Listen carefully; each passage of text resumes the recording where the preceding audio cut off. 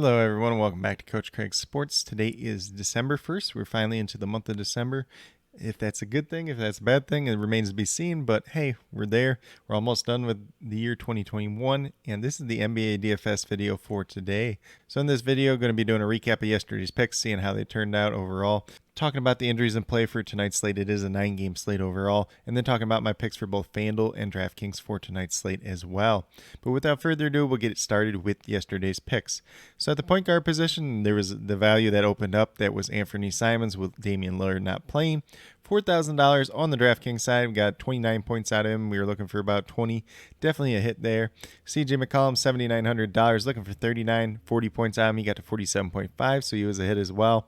Sheed Mykhailiuk, who is a guy that I did like quite a bit throughout the day, stayed on him even after the Portland news and everything because he was that cheap value. If this was Alex Burks, this core would have looked a lot better. I did still have a lot of Alex Burks myself, a lot of New York guards in general. So if you had New York guards that weren't RJ Barrett, you were doing pretty fine yesterday. But Sheed Mykhailiuk, $3,800, looking for 19 points out of him. I had him projected for about 22, 23 points. Ended up with 8.25. He was a mess. He only ended up playing 18 minutes in this game. Lost out some time to Watanabe yesterday. So that's something to watch going forward. Something we definitely did not expect heading into the slate. And about half the field was on Sheed Mykhailiuk as well. Then in power forward, we had Anthony Davis, $10,600, looking for about 53 points out. He got to 45.75, so he's a miss. Just not the greatest day overall. He played the minutes, just not those crazy Anthony Davis stats that you would expect when LeBron James is not in the lineup. And then last but not least, we have Jusuf Nurkic, who is $6,400, looking for 32 points out. He got to 33.5, so he was a hit. Pretty solid day overall on the DraftKings side, though, minus the Sheed Mykhailiuk. If you had some other picks in general that made up for it, you probably still did pretty well.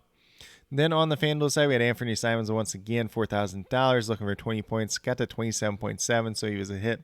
CJ McCollum, that is a little bit of a typo there. He was $7,200, so we were looking for 36 points out of him. He got to 46.8 on the FanDuel side, so he was a hit there as well.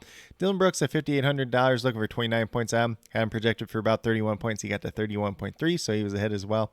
And then Anthony Davis at that power forward position again, $10,300, looking for 52 points out of him. He got to 48.9. He was a miss, but probably not someone that killed you overall. And then last but not least, we had Jusuf Nurkic once again, $6,700, looking for about 34 points out of him. He got to 34.1, so he was a hit as well. So a pretty solid day overall on the FanDuel side. Anthony Davis just didn't quite get there, but as long as you had some other good pieces there and with him, he still probably did pretty well yesterday in general. But with that being said, we'll get moved over to the injuries and play for tonight's slate. And like I mentioned, it is a 9-game slate, and all these games pretty much firing off before 8 o'clock, so hopefully we have a lot of this news early on. There is the 1-1 late game, but that's about it tonight. We're going to start off with the Atlanta Hawks. DeAndre Hunter and Bogdanovich are both out in this game. Cam Reddish, questionable play, game time decision. He's dealing with a little bit of wrist injury. I do think there's a pretty good chance that he does end up missing tonight. For the Pacers, TJ Warren and Justin Holiday are both out today, so obviously Justin Holiday is the biggest news there. So we're going to see Chris Duarte probably back in that starting lineup once again. Miles Turner, game time decision, questionable to play. He had been dealing with an illness, I do believe, so we'll see if he's back today or not. Obviously, if he does not play, Domantas Sabonis is going to look great once again. For the Denver Nuggets, Jamal Murray is out. Michael Porter Jr. actually ended up having back surgery, so he's out indefinitely. He's out for so long that they didn't even mention him anymore. And then JaMychal Green, questionable to play. He did miss the last time out, but probably back tonight. For the Orlando Magic, pretty much the same 4 guys out that we've been seeing all season, plus Jalen Suggs, who fractured his thumb now. So the biggest news there is the Jalen Suggs. Cole Anthony does end up returning, so they just kind of trade out spots. Gary Harris still probably going to be in that starting lineup overall. For the Minnesota Timberwolves, Patrick Beverley is out once again. And then we got Jared Vanderbilt, Jaden McDaniels, and Anthony Edwards, all listed as questionable. All are dealing with illnesses at this point in time. So just keep an eye out on that one. If Anthony Edwards is out, that's definitely going to change a lot of things overall for this Minnesota Timberwolves team. Then the Wizards are still without Rui Hachimura and Thomas Bryant, so no major changes there. For the Philadelphia 76ers, Ben Simmons and Grant Ryler are still both out, so essentially as healthy as they're going to get at this point in time. Boston Celtics just have Jaylen Brown listed as a game time decision, questionable to play. If I had to bet at this point in time, I would assume that he does end up playing though. The Cleveland Cavaliers are without Chetty Osman and Dean Wade once again, so the exact same thing that we saw the last time out. Miami Heat, there's going to be some news here, obviously. Markieff Morris and Victor Oladipo are both still out. Dwayne Dedmon, Jimmy Butler, and Bam Adebayo all listed as questionable to play. Tyler Hero is probable. Just keep an eye out on the news throughout the day. There could be some value opening up here and there for the Heat overall. Then moving over to the Dallas Mavericks, Willie Cauley-Stein and Frank Ntilikina are both out at this point in time. Kristaps Porzingis, game time decision, questionable to play. He did end up leaving that last game, and I believe he didn't come back at all. So there is a chance that he does end up missing today if he's not in that starting lineup. Probably going to be looking at some Maxi Kleber. Maybe they go a little bit smaller against the Pelicans and start Jalen Brunson, move Finney-Smith down to the 4 spot, Tim Hardaway down to the 3 spot. That's definitely an option as well. For the New Orleans Pelicans, just Didi Lozada and Zion Williamson out once again, so no changes there. For the Hornets, Cody Martin and Mason Plumlee are both still out tonight. PJ Washington's going to look like a great play. He may or may not end up in that starting lineup. Either way, I don't really care. He got the minutes last time out, even though he did not end up in that starting rotation. But this is a matchup they could end up starting him tonight as well. For the Milwaukee Bucks, Semi Ojeleye, Brook Lopez, and Dante DiVincenzo are all listed as out. Jordan Nwora is game time decision, but expected to play. And if you want to talk about some Boogie Cousins, he's available to play tonight as a backup center, but not anybody that we're really looking at playing for DFS in general. Moving down to the Houston Rockets, we got John Mall, Jalen Green, Usman Garuba, and DJ Augustine all listed as out. Not any major pieces there that changed from the last time out. Obviously, we saw DJ Augustine miss the last time out. Jalen Green's been out for a while. John Wall hasn't played all year, and Garuba, not a major rotation piece by any means. So they're pretty similar to the way they were the last game out.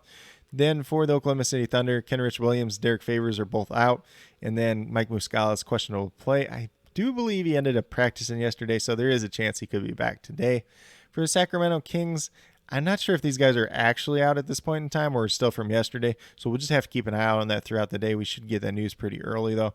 But if this is the case, Mo Harkless, Harrison Barnes, and Marvin Bagley are all still out. Medu is going to look like a great play once again tonight.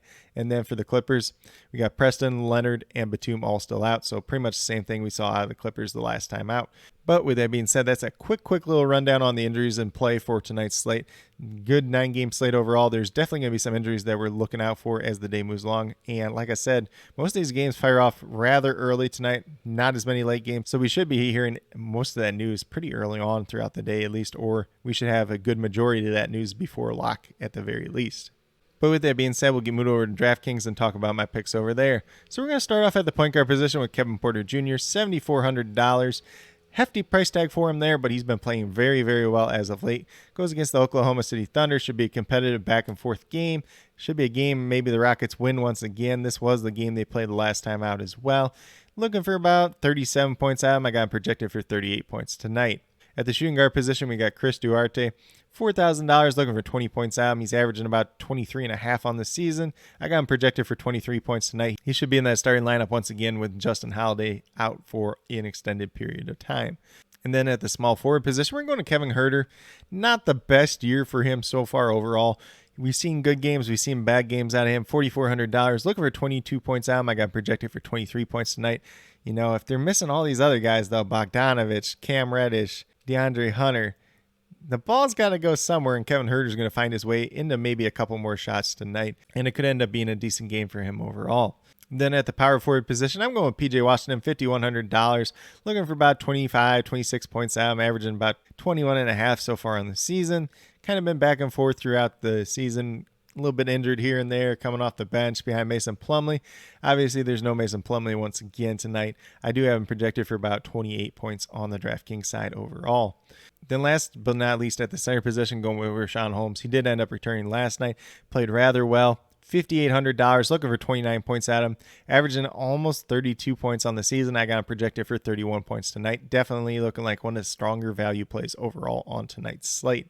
But with that being said, if you go with these 5 players on the DraftKings side, you have $23,300 remaining, just under $7,800 per player. So there are some pay-up options out there tonight, whether it's Giannis, Jokic, Luka, even if you want to go Joel Embiid, somebody else like that. There's a lot of top-end pay-up options if that's something you want to do. If you want to take a more balanced approach, that's definitely fine as well.